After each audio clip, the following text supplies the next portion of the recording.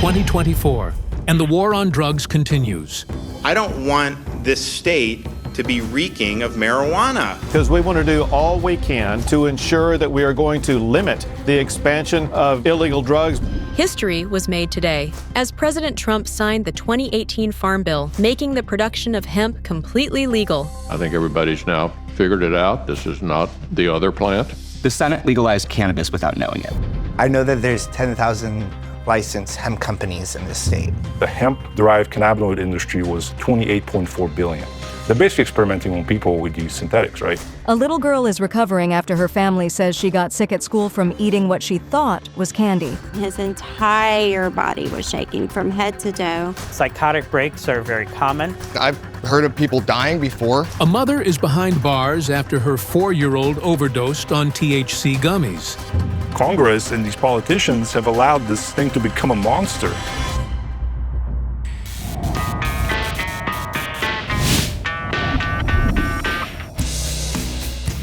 It's America's dirty little secret.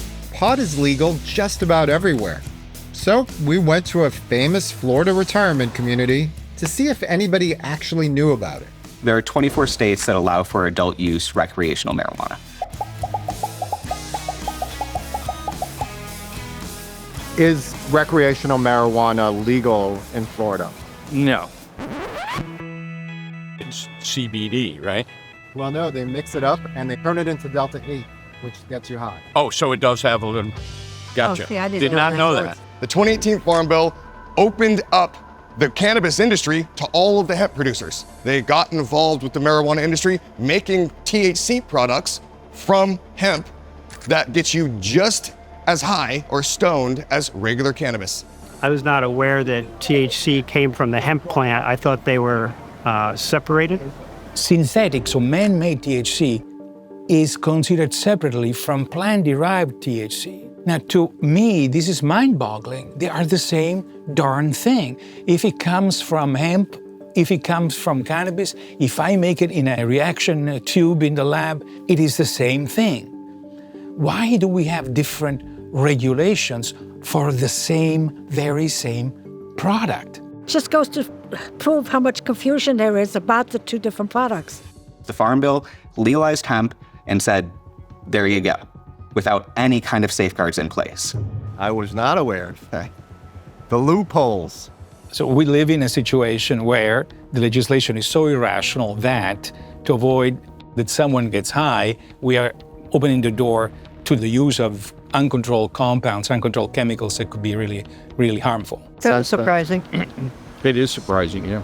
Conservative estimate for 2022 is that the hemp-derived cannabinoid industry was $28.4 billion. And they said that is bigger than the state-regulated cannabis market combined. Weed is legal, as long as you call it hemp. If it's called hemp, it's legal. I know personally that this is something that is not a secret in the youth corners of America. If you have a child, even in these red states, these products are available at the high school. They're very inexpensive, and so whether you know it or not, these are already part of your life. I'm 16, so I'm like being in high school. There's people that like in classes like leave to go to the bathroom just to like smoke in a stall, and then they come back like totally like slammed. I would not feel comfortable with any of my friends or family or myself inhaling any of the products at these smoke shops, because not only are they unregulated, but even the ones that show regulations may not be up to date for what the product is they actually have on the shelves. Didn't know that. People ask, are these products unsafe? And the way I respond to that is there is a significant chance that these will not kill you, but it might.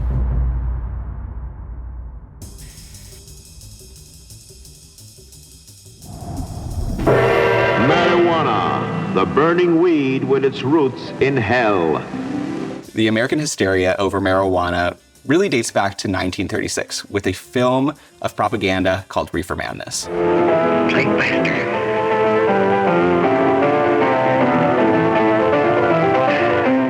That movie, I think, affected most people in that generation who saw it and put the idea in their head that marijuana was bad. In this film, you will see the ease with which this vicious plant can be grown in your neighbor's yard, rolled into harmless-looking cigarettes, hidden in an innocent shoe. It was a tool used to set the whole country, on a path to be afraid of cannabis. And there was a big push that marijuana would make you crazy and kill people. People were concerned about people, running off a cliff or hurting someone else. Debauchery, violence, murder, suicide. Dear God. What a film. I think as propaganda, it did a phenomenal job of scaring the voters out there to do what was ultimately done. What's crazy about Reefer Madness is that this film led to the passage of the 1937 Marijuana Tax Act, which effectively made cannabis illegal. But in 1969, the Supreme Court struck down that law. But it was replaced in 1970 with the Controlled Substances Act. America's public enemy number one in the United States is drug abuse. In order to fight and defeat this enemy, it is necessary to wage a new all-out offensive. Right now, marijuana is listed as a Schedule I drug, which is in the same category as heroin, LSD. I think it's outrageous. It's crazy. But in 2018, the Senate legalized cannabis without knowing it. So today we're introducing the Hemp Farming Act of 2018. Our bill will finally legalize hemp and remove it from the list of controlled substances by recognizing the difference in statute between hemp and its illicit cousin. The bill was signed by President Donald Trump at the time. We're here to celebrate a really tremendous victory for the American farmer by the signing of the 2018 Farm Bill.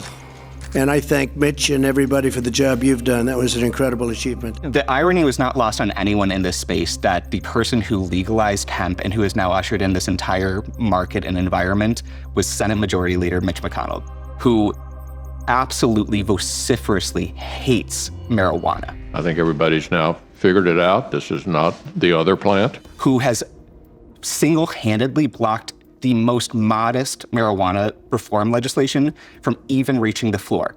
He is solely responsible for the federal legalization of hemp. When the Farm Bill passed in 2018, the hemp market exploded. Kentucky's hemp industry could break the $100 million mark in sales this year. This year alone, we'll have 1,000 farmers growing hemp in Kentucky's fields. Within a very short period of time, there was an oversupply of CBD. When there's an oversupply, then the retail price plummets. And so in order to salvage their investment, researchers converted CBD into Delta-9 THC and Delta-8 THC, both of which are considered psychoactive and intoxicating. Potheads are smart.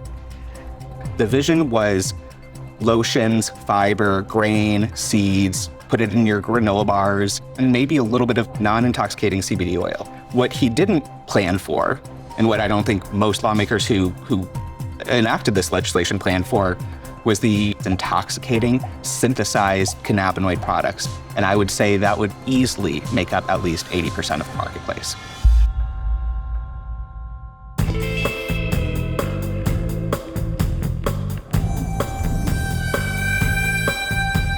Cannabis and marijuana are from the same genus. So cannabis and the hemp plant are very, very similar.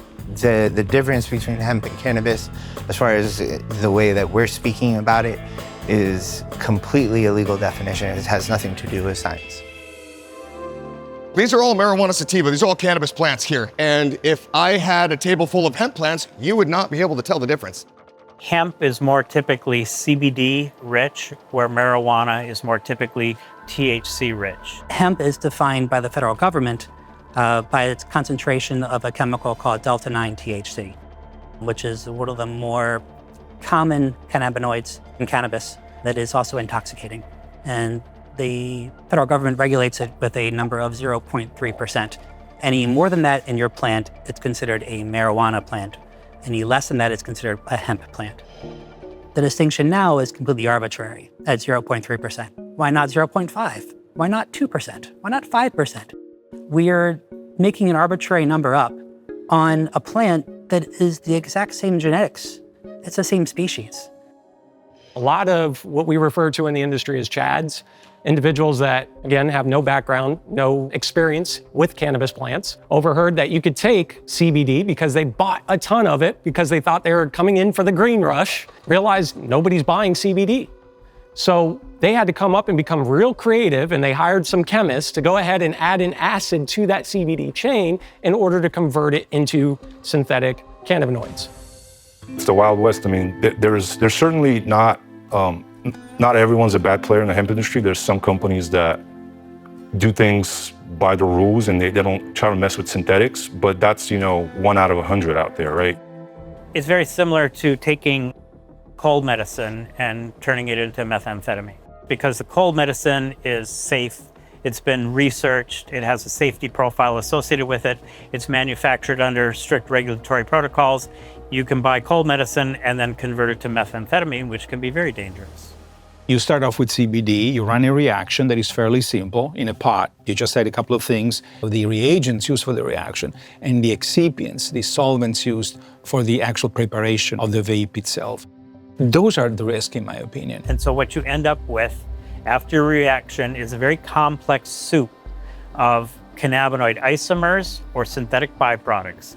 We have tested thousands of these hemp derivative consumer products or hemp intermediates, and to date, 100% of them have contained synthetic byproducts or contaminants which do not exist in nature. And as such, we know nothing about their toxicity. The products are not clean. They're basically experimenting on people with these synthetics, right?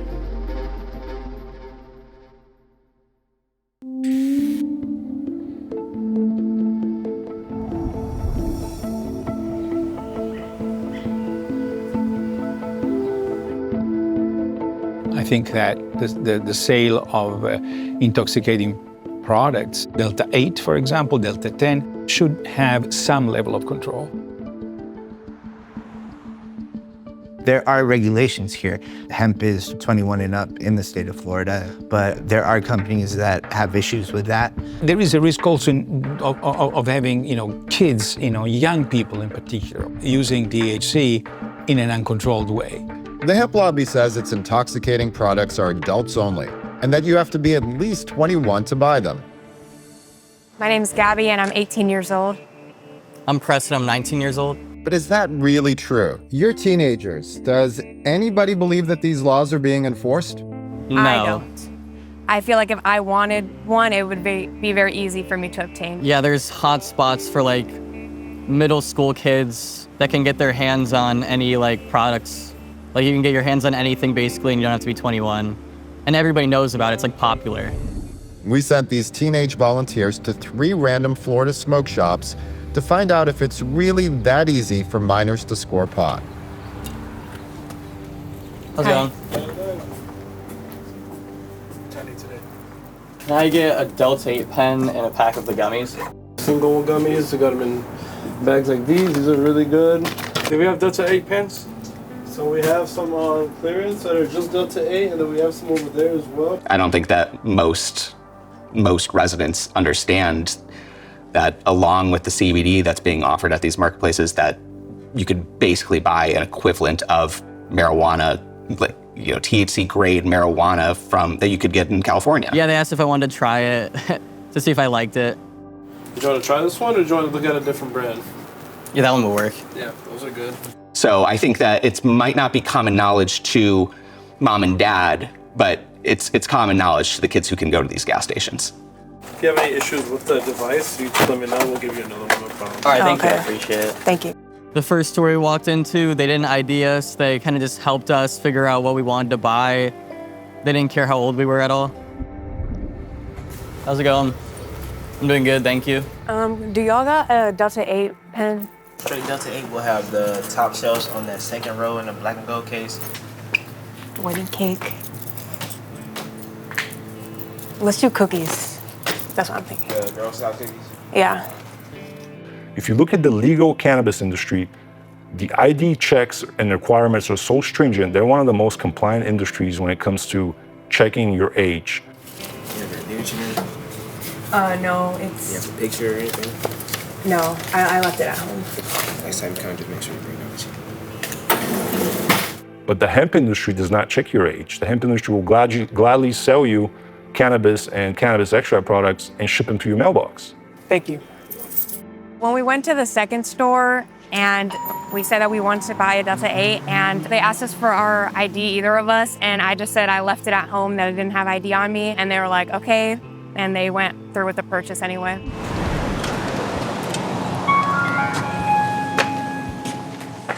Do you guys have the Delta 8 gummies? The ones here, they come in a pack of 2, either 150 milligrams or 500 milligrams. We need to make sure that those individuals that are regulated are doing the right thing, which a number of them are, but the ones that aren't even licensed, which a majority of the time these smoke shops where you're getting this product, find their license. Guarantee you half of them don't even have it. What flavor? Poison apple, that one sounds all right. Okay. You have your ID as well. Oh, I don't have it on me. Any ID picture, because I need like a form of ID. I don't have it on me. Sorry guys, I need a form of ID to sell anything in the store. Okay. Sorry about that. It's all good. You Thank too. you. I thought all 3 places were gonna sell to us. Surprised that that they're like saying that they're strict about enforcing the age, because they're not. Everybody knows it's easy to get their hands on those kind of products here. Regardless of the state's individual policy on these, you can still buy them on the internet in all states. They're readily available with no age gating. I'm Kunin, and I'm 6. Can a 6-year-old really buy intoxicating hemp online? We put it to the test. All right, here's my credit card. For children, I highly believe that it needs to be child protective packaging. I believe 21 and up must be something that we must implement. And if you're ordering offline, ask for an ID, have the ID sent in. There's ways to protect these individuals and children from getting this. Am I over 21? Sure. So I don't think kids being able to get a hold of this stuff online is a huge deal. I think that's a problem for their parents. I don't think that whole industry should be shut down because parents have issues with their kids getting stuff online. It feels like we're being picked on. I got it. There are a lot of evil things that kids can do online, right? This is probably one of the best things that they could do if they ever do that. I guess I shouldn't say that.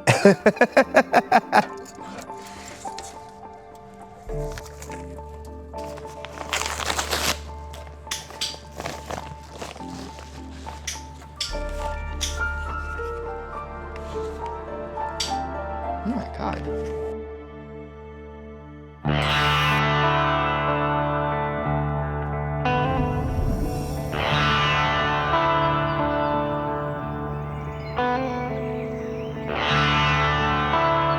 So one of the things working on this documentary that I would hear over and over again is hemp's not really intoxicating.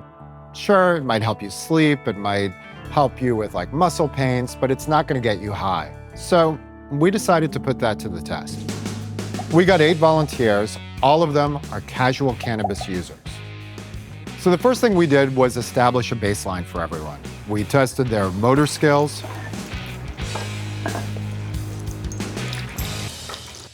We tested their reflexes. Nice. And we tested their memory. Wasp, dog, cockroach, polar bear. Very nice. Deer, hippo, crocodile, meerkat. 4 for 4. Zebra. Mosquito. Hedgehog. Then we split the 8 up into 2 groups. One of them got hemp vapes, the other one got cannabis. The thing is, nobody knew what they were smoking. Vape away. Vape away. Cheers. Cheers. Cheers. Cheers. Delicious.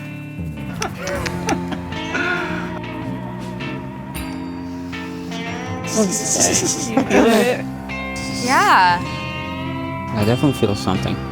High on what, though? That's the question. High on what? High on what? I like it. I think this is definitely cannabis. I teach neuroscience, and the medical students, I have one class on cannabis, and some of these things would be fun for them to see. They would have learned a lot about what cannabis does and what doesn't do. It's working. Yeah, it's definitely working. I can feel my cheeks going higher. We then ran the same tests all over again. You're doing great. I noticed that everyone was very focused on their physical activities, and they did very well, which also fits with what we know of the fact that cannabis actually does increase focus. But when it came time to the memory, they were lost. Armadillo, panda.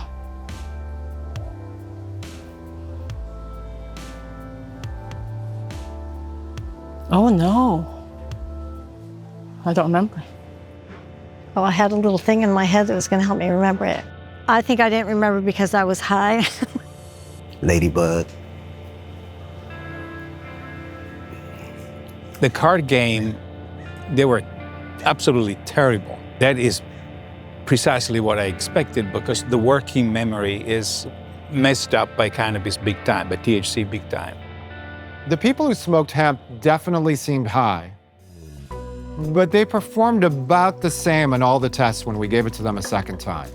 I think we're doing just as good as last time. I think we're doing great, bro. I think we're doing better. I think we're doing just the same, but having a little more fun. Consistent. That's what I like in a team. Yeah.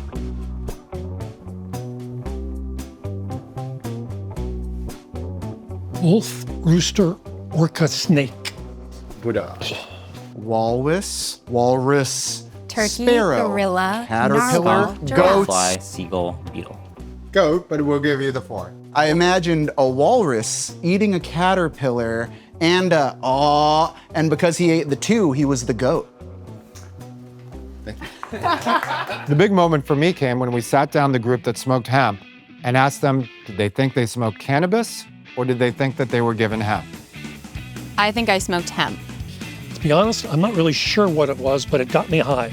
It was definitely a different high. It hit harder. It felt a little different, but I feel like it was weed. I feel like it was cannabis. I think I smoked hemp. This hit me like a ton of bricks. I was like, wow, what a good time.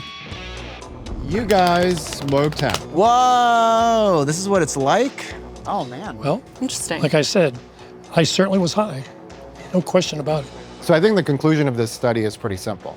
Hemp can get people stoned. If somebody who wanted to get high without an age restriction discovered this and then started talking about that on the internet, I think that could become a problem really quick. And remember, this is something that we ordered online with a 6-year-old. I got it.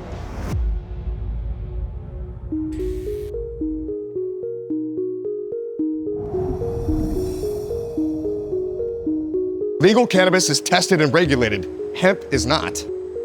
The fact that they're not tested should make everybody concerned, especially the way that they're being produced. If people knew the chemicals and solvents and acids used to convert CBD into THC, I don't think anybody would use it. I'm Travis Turner.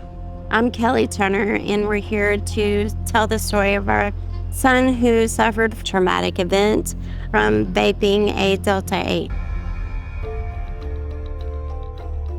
Before smoking the Delta 8, my son was very shy, but as he started getting older, getting his driver's license and things, he started to kind of get out into the world a little bit, really was finding his place. He was just a very grounded, family-oriented kid. Less than a month after he turned 18 years old, he went to a truck meet, and I had this gut feeling, like a mother's intuition, like what is wrong with him? As soon as I said that, his best friend was calling me. He said, your son is on the phone with the 911. He had to pull over, and I'm like, oh no, did y'all get in a wreck? He said, no, he doesn't feel right. And immediately, alarm bells were going off for me. We are very close friends with some law enforcement officers here, and one actually had gotten in touch with my husband and said he was on the way. It had been called in as a overdose. When you hear overdose, something is terribly wrong. We get to the scene, and it was pretty chaotic. Our son is screaming, crying, completely out of his mind. I'm screaming, what did he take? And then we were told that it was Delta 8. And the cops proceed to tell us, well, it's a synthetic form of marijuana that is legal if you're 21 or up. However, these kids are getting their hands on it. The paramedics come to us and said that he is in a life-threatening situation. He was saying that his heart was beating out of his chest. Yes, and they said, we've got to go. He could possibly be stroking, and he could possibly be trying to go into cardiac arrest. Walking into the hospital, I could hear him screaming. He wasn't making sense. He was shaking, his entire body was shaking from head to toe. And he was saying that everyone in the hospital looked like demons. That they were making were demon laughs. Oftentimes the children that are having access to these vape pens, they stop breathing. These things have very unpredictable consequences. Psychotic breaks are very common. They basically just said, well, you know, we've gotten him stabilized. He's got to get this out of his system. He's got to go home and sleep it off. We don't understand what's happening. We don't realize that it has done something to him mentally. So we brought him home and we put him in our bed in our room so that we could watch him. And he slept for about 48 hours. So he woke up and he didn't want to eat. He didn't want to talk about anything. He was still crying on and off. He was terrified of everything.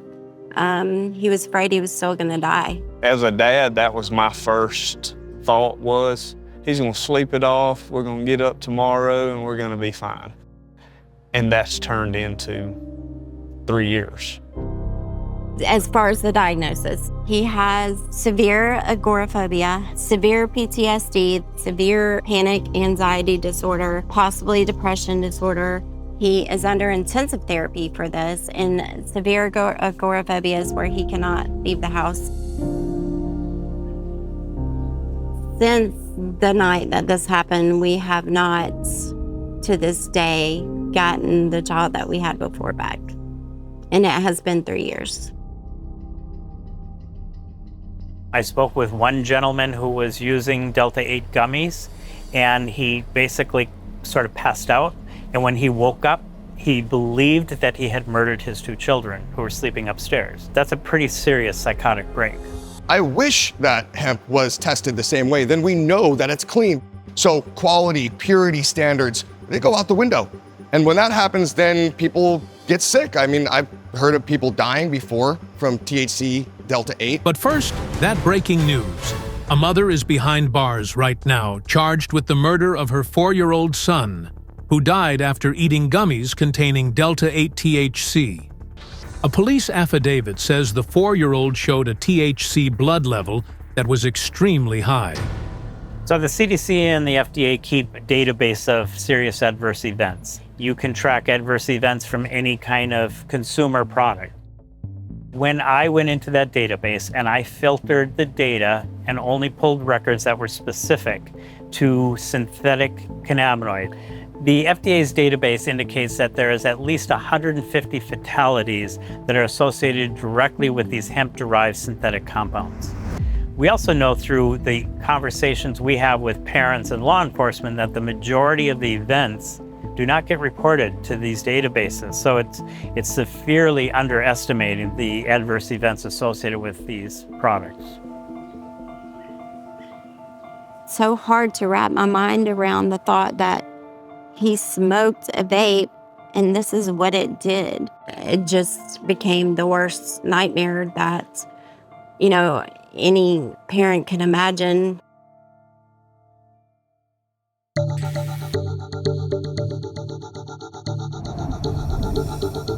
Let's go back to Conan's hemp vape pen one more time. Am I over 21? Sure. The one a 6.5-year-old bought with no safeguards at all. How dangerous was it? We sent the pen over to Pro Verde Labs in Massachusetts for analysis. We took off the tip to get access to the oil that's inside, and we take a small sample of that oil and we diluted it with organic solvents so that we could introduce it into our HPLC and gas chromatography instrumentation. And what was Dr. Hidala's findings? So this is a pretty standard run-of-the-mill vape that we see. The bulk of the material that was in this vape cartridge was CBD from hemp that was converted into Delta 8, but then that was further augmented with additional purely synthetic, way more intoxicating cannabinoids. That represents significant danger to any adult, much less a child, because we don't know what the other contaminants are. We don't know if there's residual reagents. We see a lot of chemical signals, which are not from natural compounds, for which we don't know the toxicity of. This product would therefore not be recommended for human consumption. So the synthetic cannabinoids, it's really just, think about it as designer drugs in cannabinoid form that are synthesized from CBD, and that industry is constantly chasing the next one that will get people high so they can put it in a vape until it gets banned. Even if you can make the argument that the Delta 8 in that pen is a hemp derivative, the other components in there are clearly not derived from hemp and would constitute Schedule I drug, which is prohibited.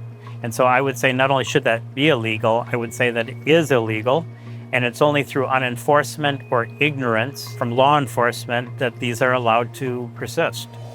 Because they're running on borrowed time and they want to make as much money as they can, because once the DEA says, yes, this is going to be a regulated scheduled product, they're not going to let the hemp industry just sell weed. So they're getting it while the getting's good. The money is definitely a bigger priority than people's lives, because again, they don't have to come and deal with this every day. They just get to pocket the money, and it is what it is. I mean, it's sad that it is like that, but I truly believe that that's what it is.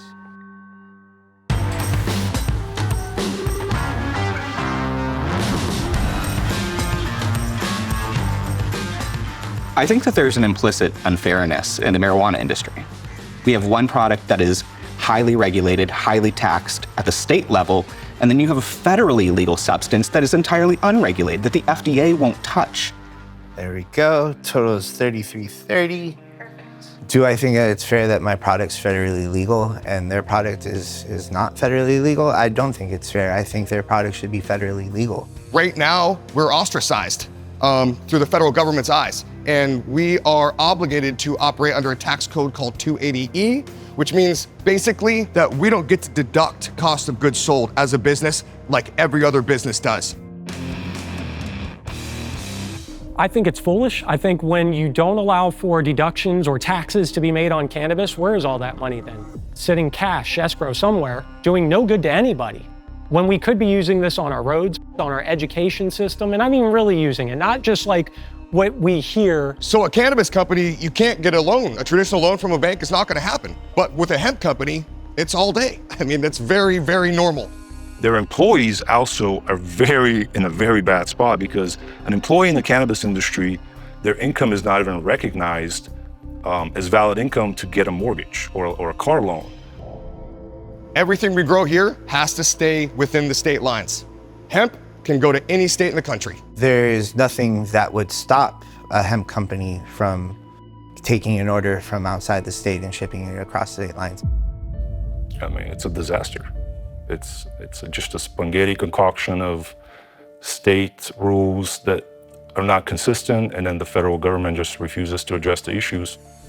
In Florida, DeSantis doesn't want to have legal marijuana, and so he wants support and help in fighting the legalization of marijuana, and he got that support by vetoing the prohibition of these hemp synthetics. Now, I'm not somebody that thinks having recreational marijuana available for young people is something that's good. I think that will make it more difficult for people to succeed. How can you be against regulated, tested, safe cannabis, but at the same time support the hemp industry, which is pushing out unregulated marijuana products? Here in Florida, I know that there's 10,000 licensed hemp companies in this state. Someone walking by an elementary school, just sitting there token up, like that's somehow okay? How is that good for the state of Florida? Ron DeSantis does not think cannabis should be legalized because of its putrid odor. I don't want this state to be reeking of marijuana. It's a tough one to swallow, right? Because Ron DeSantis come out and said, I don't like the smell of marijuana. You know, we don't need this stuff in my state. But at the same time, he's vetoed a bill that would ban the hemp industry from selling unregulated marijuana and marijuana products. So it's like he's talking out of the both sides of his mouth. He sees the hemp industry as a potential ally in his crusade against marijuana legalization. He views it as the lesser of the two evils.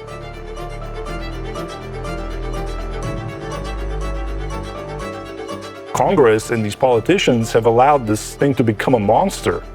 Maybe he thinks that these hemp synthetics are safer, but it couldn't be further from the truth. Any politician who states they're going to vote against recreational marijuana in the interest of public safety, yet drives by several liquor shops on the way home in their district, is being a hypocrite.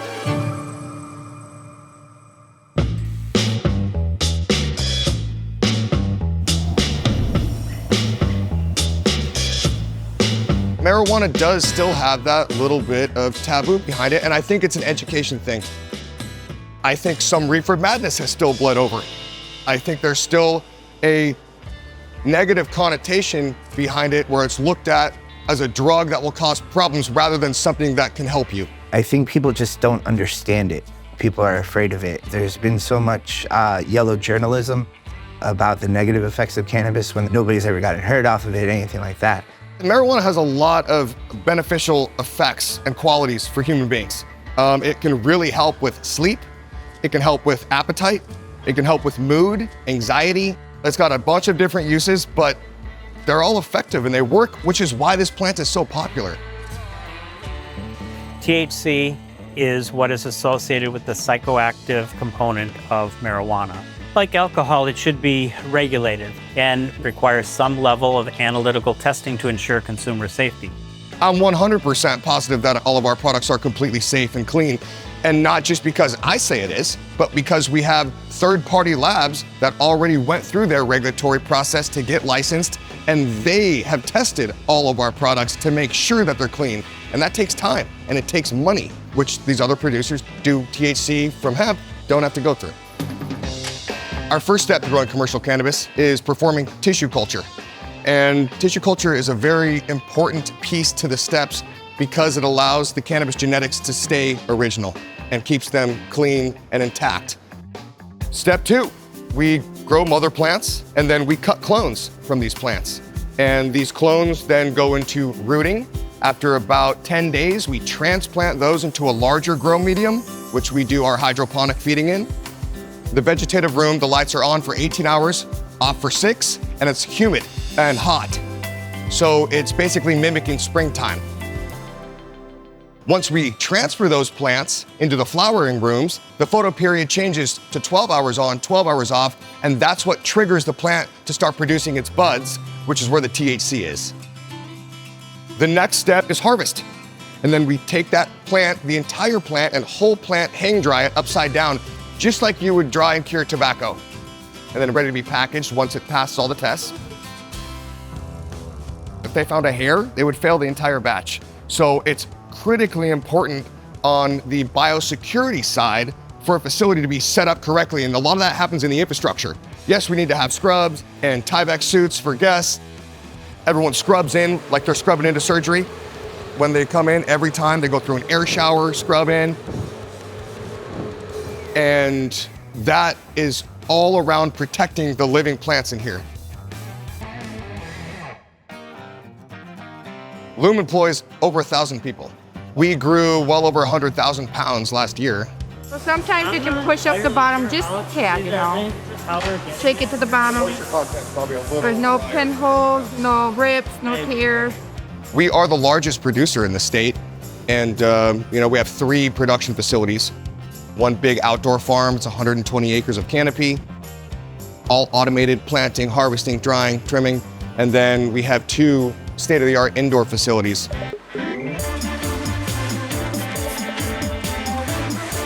Knowing that the products we put out are clean and are correct dosage, they are what we say they are, and they passed all the chemical screening, and there's no fungicides or herbicides or pesticides, mold, bacteria.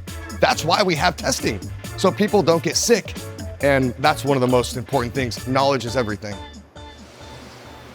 You seem to like your job. I do. It's hard not to.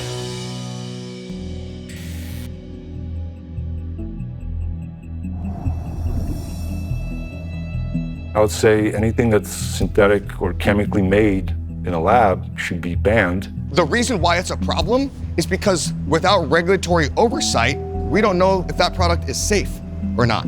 We don't know how clean it is or not. So I would like to see that loophole in the Farm Bill solved.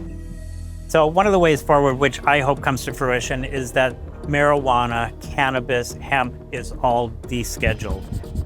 Not rescheduled, just descheduled. I would fix the situation with hemp and marijuana in this country by legalizing cannabis to the full extent of the law, completely deschedule it, make it so that people can grow cannabis at home, sell cannabis in stores, and people can safely purchase this product. To be a Schedule I narcotic, you're supposed to have a high risk of addiction and no medical benefit. We have plenty of studies showing that cannabis has medical benefit. The AMA has even come out in approval of it for using for chronic neuropathic pain. So just by definition, cannabis should no longer be listed as a Schedule I narcotic, no matter what concentration of THC is in it. I mean, this is the million-dollar question, right? I mean, you've got public polling showing sizable bipartisan majority support for legalization, for ending prohibition. So why hasn't Congress met the moment? I think that the easy answer, and the one that maybe comes easiest to mind, is, hey, they're old. They grew up in the era of reefer madness. They still have these beliefs. I would challenge anybody that looks at cannabis as if it's a demonized product in any form.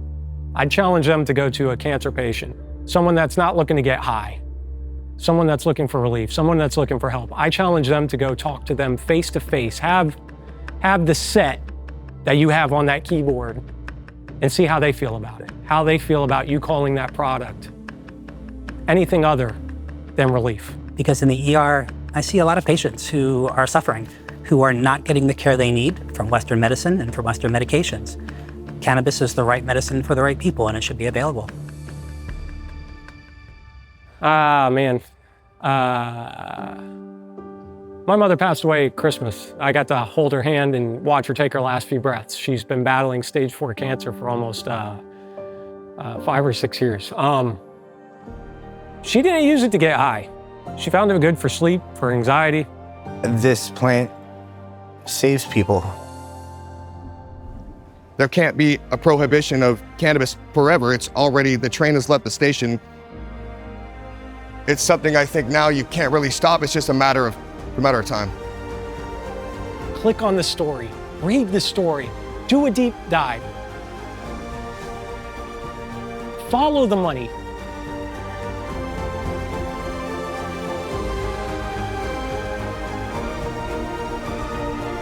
I got it. Man, take a minute and do some research. Knowledge is power.